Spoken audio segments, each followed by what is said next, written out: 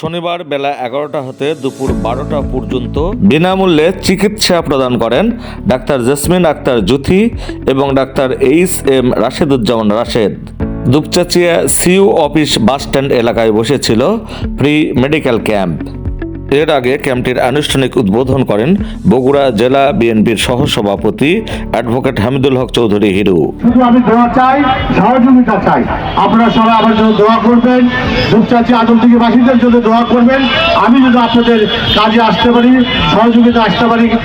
দুপচাচিয়া উপজেলা বিএনপি এবং এর অঙ্গ সংগঠনের সহযোগিতায় বিনামূল্যে চিকিৎসা প্রদানে মেডিকেল ক্যাম্পের আয়োজন করে Bogura Rehena dental and maxillofacial surgery.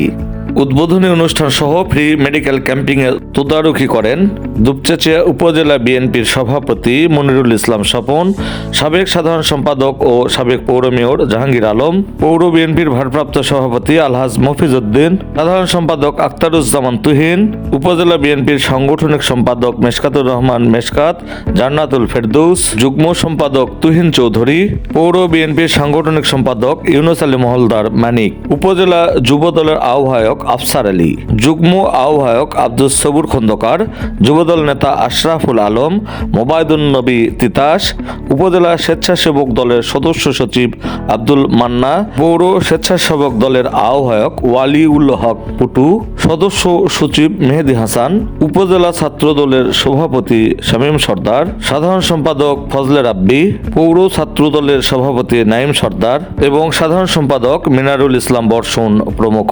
সত্যের সন্ধানের ডেস্ক, দুপচাচিয়া, বগুড়া।